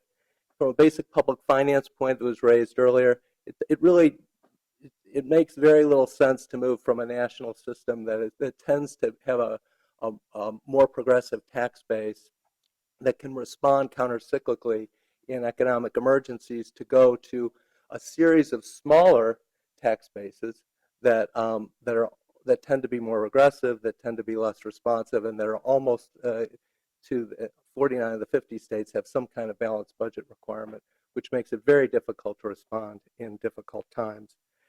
Finally, we have history. We have been through the welfare reform was signed 20 years ago. We have 20 years of the temporary assistance to needy families block grant, except for 2 years after the financial crisis. It has been flat and has declined in real value over time. That we didn't have to look too much earlier than that. In the 1980s, the social services block grant had the same experience. If you flatten funding and you convert the program to a block grant, it doesn't work. And then finally, equity between states. It may not seem that interesting, but if the states really spend under the Medicaid program at very different levels, any of these models that move to a formula are going to lock in those differentials. It's very difficult in a political context to rewrite a formula. So I think those are arguments that have to be made to different audiences at different times, and I think that's sort of point one.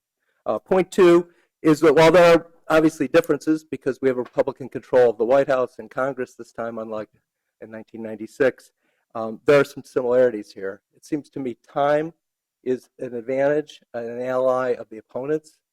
Every day we find more and more implications, more and more analyses are going to come out about the effects of whether it's a per capita cap or this block grant option that seems to be in the manager's amendment from last night. But we shouldn't kid ourselves.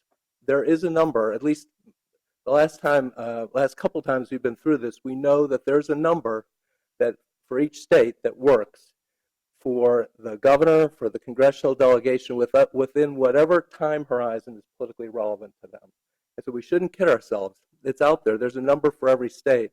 And that's really the most devastating part about any of these formula models that move the conversation from the question of what do people need in terms of healthcare services to a number that state needs. Once you move this program, Medicaid, from being about people and services to being sort of an auto pay for what states need for their finances, I think that's when we move. And we can see the dynamic already. We can see the letter from Governor Kasich and 3 other governors offering an alternative. Overnight, I guess there's a provision in the manager's amendment to take care of a special financing issue in New York State that benefits upstate counties. Again, this is what happens when you move to a formula. So let me try to be really quick. The last 3 points. One is I think we should be wary of the shift in the discussion of Medicaid from being about health to being about welfare. When you look at work requirements, and we have this experience with TANF, and it's unclear from the manager's amendment how this would work. Not only is it not clear that the work requirements that putting a work requirement on Medicaid would have the effect of moving people to work, it's pretty clear that Medicaid's not a barrier to people working. It's also just not clear how practically you'd have a 100% participation rate in a program that's supposed to be modeled after TANF, but I think we'll find out more about that. But from a political standpoint, I think the bigger challenge, and this shouldn't be minimized, is that there is going to be a resonance to the argument that people should work for their benefits. And I think that's a cautionary tale about where we are right now. Last 2 points. I think even if the opponents of the American Health Care Act succeed in either slowing down or changing these provisions, we shouldn't kid ourselves. There's going to be enormous flexibility that the administration has through the waiver process to allow states to experiment.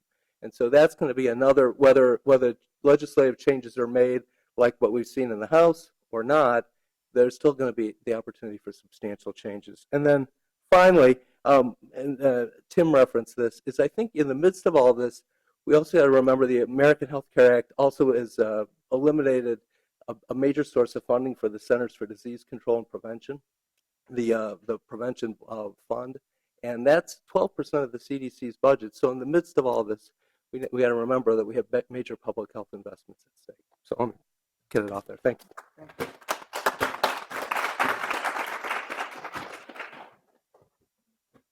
Back. Back again. I have only one point to make at this section of the agenda here, and that's a really inside baseball kind of thing about budget reconciliation and the Byrd Rule, which is what I was asked to talk about. You can always pass a bill in the House with a simple majority. It may take some arm twisting, but you can always do it. But usually you can only pass a bill in the Senate with 60 votes or face an endless filibuster of people trying to stop you. But there's one big exception to that, the budget, which requires only a simple majority for the Senate to pass, just 51 votes.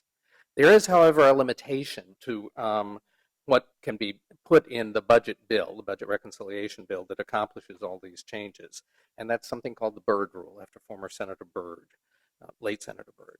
You can't put something in the budget that isn't budgetary.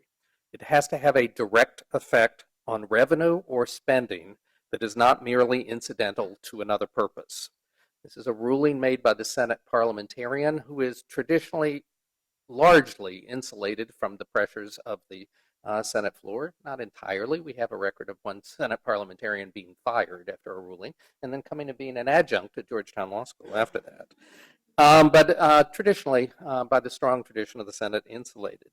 In this instance, in thinking of repeal and replace of the Affordable Care Act, it is not clear that the health insurance reforms on the private marketplace that I described earlier, things like no pre-existing conditions or kids up to the age of 26, that kind of thing, it is not clear that it has a direct effect on revenue and spending that is not merely incidental to a larger purpose. This is regulation of private health insurance. Now, you and I can spin out a budget effect, especially when you think about the tax exclusion for employer-based insurance, but it may be that repealing this is simply merely incidental in the parliamentarian's view, or it may be that the provision is not a direct effect. But this is why the repeal and replace legislation that has appeared in the House and is moving to the Senate is as contorted in its policy as it is. They do not have 60 votes to repeal and replace. They need to use the budget process to arrive at this. But at the same time, the late Senator Byrd has left us quite a legacy in protecting the budget for doing non-budget things. Thanks. Well, David Hyman mentioned that we have a very deep bench, and the problem of having a deep bench is that we don't have a lot of time for questions. In fact, we've basically run out of time. Do you want to take one question? Since I agree with this really deep bed, and I just want to make one comment. So we were here for 2 hours, and I guess what I noticed about the event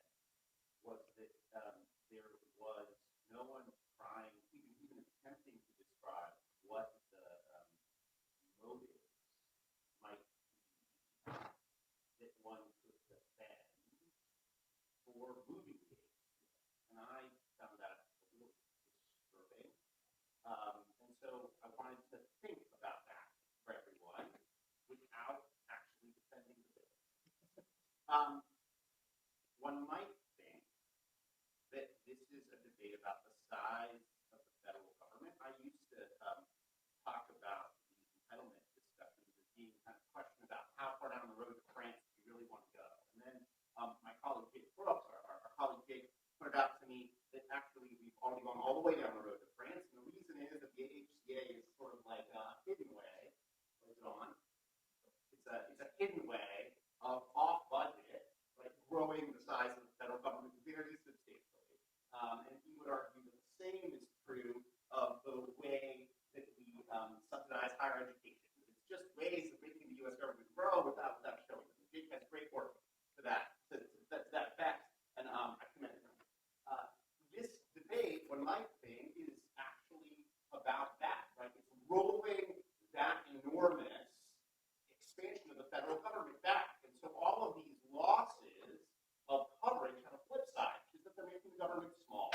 And presumably that motivates some people to put the bill forward. Similarly, one might think that what we have produced is a system that provides really, really large intergenerational transfers from the young to the old. So I teach a class about tax one, and I started out by talking about how the government spends its money, and I basically say we have a big boomer generation that created an I'll be gone, you'll be gone set of policies, right?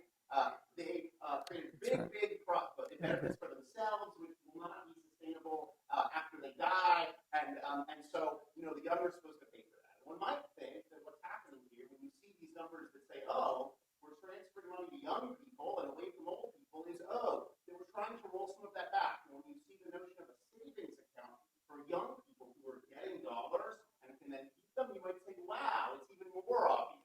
We're basically trying to shift back to a world in which we provide the young with more and the old with less. So that doesn't mean that the bill is right. That doesn't mean that the bill is good policy. But I do think that it is very important in this kind of a discussion to make some set of claims for what one might see as positive in this kind of a bill, and at least have people think about what might motivate the people who are pushing the bill, even if you then conclude that you think those are terrible ideas. Right? You might think, well, that's just wrong, and those are not my values. But it is important to at least describe what David said, well, we differ in our values. You might have to tell a story about that's the closest we got, right? You might have to tell a story about kind of what the other side's values might be. And so I thought that it was important to just make a quick intervention to do a little bit of that. Yeah, I'm really glad you did it. I actually believe very much that cross subsidies from the young to the old have been badly distorted. But we're not really touching the two vehicles that do that, which is Medicare and Social Security. And so it's a conversation we need to have. Whether this is the vehicle to have it is another question. But in any case, we've got a live. Okay, so I think people can leave if they want, but let's just stay. Okay. Because we could. I just wanted to respond that there is a very clear piece of evidence to support what you're saying about this, which is when Secretary Price was chair of the House Budget Committee, the House Budget Committee, for its budget resolution of, forgive me, I think 2016, it may have been 2015, actually has in it a statement from the Budget Committee, which he was the chair of, arguing that the New Deal itself was an overreach and that the federal government should not have gone as far as, I'm not talking the Great Society, I'm talking the New Deal. So I think it's quite clear that there is a motivation, an agenda akin to the one that you're describing, that is back behind both the budget process and now the Secretary of Health. Greg? Yeah, or you've got something right at your desk. Yeah, those are mobile. Just flip it on. Wait. Can a law professor find a switch?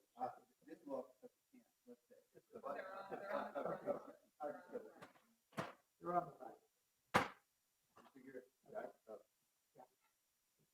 Let me grab this thing real quick. We're just kind of taking the conflict there.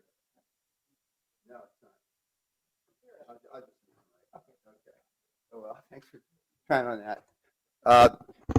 Try to be really quick. First, Itai, I think you raised a really critical question about motives, and in some ways it can be a dark question, and maybe we've avoided it for that reason. I think Larry is spot on in pointing out that we're obviously not touching Medicare, which is the giant gorilla up here. And so that raises a question about whether that's the motive. Second, I really meant it when I praised the Freedom Caucus before for at least being intellectually honest about the motives behind this reform. Certainly Paul Ryan has not been intellectually honest, and neither has Donald Trump in making preposterous claims about what this plan will do for coverage. And third, I think, though this is the most unpleasant part of the conversation, I think we need to speak candidly about ethnicity and race. Because I think my own take, and I think polling data would support this, that the critical kind of shift, and you're always talking in American politics about a few to several percentage points, the critical shift here of people to support the candidates that led to this now becoming on the verge of being policy is a shift that's driven by racial resentment. Hey, if you took the racial resentment away, then more complicated, obviously, there are people who are really suffering and who feel that American liberals have not addressed their suffering. I think that's a powerful point as well. But if you take this racial resentment piece away, resentment that leads to the willingness to cut off benefits for a bunch of poor people, unwillingness even on the part of other people who themselves are struggling, willingness to cut off your nose to spite your face, which a lot of folks are doing. I had a piece, an op-ed a couple weeks ago comparing this to the scorpion striking the frog. If you took that piece away, this bill couldn't be politically on the table. And I think that the resentment at the they who are perceived as kind of lazy and shiftless, and we all know about those stereotypes and their history in America, that is a driving motive that we have to talk about. Sorry for talking so long. Yes, okay, please.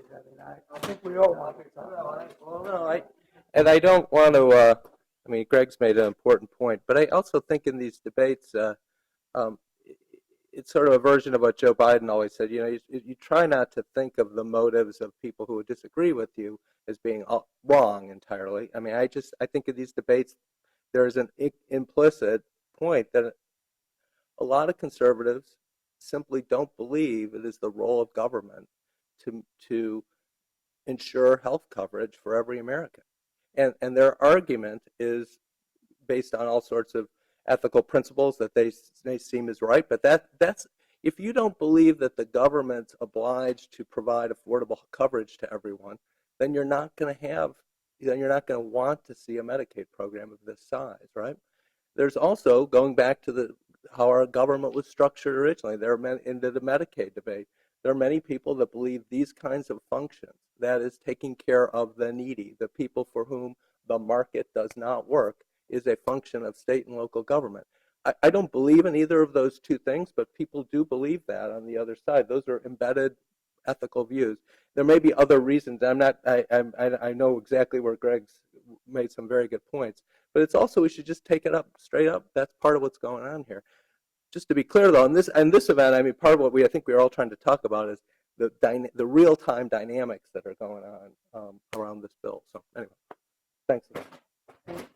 And I apologize. I mean, we can, if in terms of motives, you can look at cross subsidies, and you could look at Greg's point about poverty and race.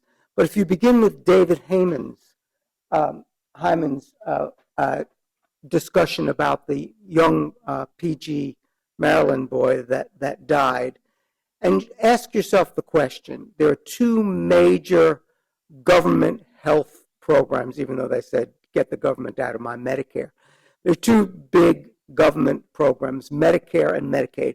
Just ask yourself the question, which program, if you had a choice, would you belong to?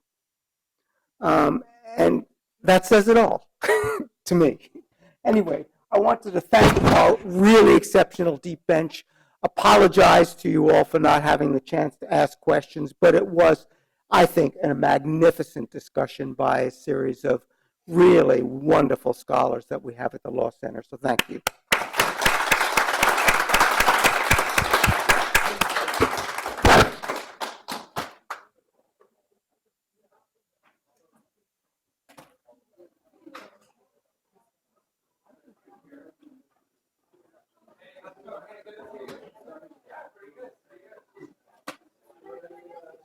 Oh, sure, yeah.